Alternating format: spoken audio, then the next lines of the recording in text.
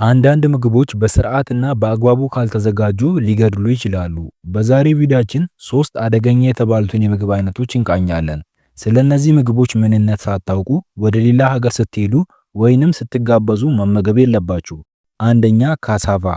ካሳቫ ወይንም ማዮኒክ በመባል የሚታወቀው ስታርች የበዛበት የስር አትክልት ሲሆን በተለይም በአፍሪካ፣ በደቡብ አሜሪካ እና በእስያ ከ800 ሚሊዮን በላይ ለሚሆኑ ሰዎች ዋነኛ የምግብ ምንጭ ሆኖ ያገለግላል። ነገር ግን አደጋው ይህ ነው። ያልበሰለ ካሳቫ በተፈጥሮ ሳዮጂኒክ ወይም ግላይኮዲስ የተባለ ኬሚካሎችን ይዟል። እነዚህም በጥሬው ሲበሉ ወይንም ሳይበስል ሲቀር ሳይናይድ ገዳይ መርዝ ሊያመነጩ ይችላሉ። ካሳቫ በትክክል ካልታጠበ፣ ካልደረቀ እና ካልበሰለ የሳይናይድ መመረዝ ሊያስከትል ይችላል። ይህም እንደ ማዞር፣ ማስታወክ፣ ሽባነት ወይንም ሞት የመሳሰሉትን ምልክቶች ያስከትላሉ። ሁለተኛ አኪ። አኪ የጃማይካ ብሔራዊ ፍሬ ሲሆን በአገሪቱ ዝነኛ ምግብ ውስጥ ቁልፍ ንጥረ ነገር ነው ያለው። አኪ ጨው እና ቅቤ በበዛበት ንጥረ ነገሮች የተሞላ ሲሆን በትክክለኛው ሰዓትና ጊዜ ብቻ ነው ልትመገቡት የምትችሉት።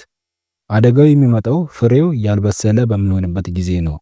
በዛፍ ላይ በተፈጥሮ ከመከፈቱ በፊት ሃይፖግሎኪን ኤ የሚባል መርዝ የያዘ ሲሆን ይህም የጃማይካ ትውከት በሽታን ሊያስከትል ይችላል።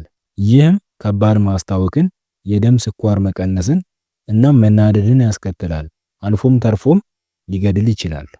ሶስተኛ ዋይልድ ማሽሩም። በመካከለኛው እና በምስራቅ አፍሪካ የዱር እንጉዳዮች በተለይም በዝናባማ ወቅት ተወዳጅ ምግብ ናቸው።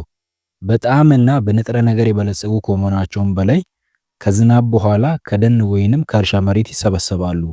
ነገር ግን አደጋው የሚመጣው በመመሳሰል ስህተት ነው። ብዙ መርዛማ እንጉዳዮች የሚበሉትን በጣም ይመስላሉ እና የባለሙያ እውቀት ከሌለ እነርሱን መለየት ፈጽሞ አይቻልም።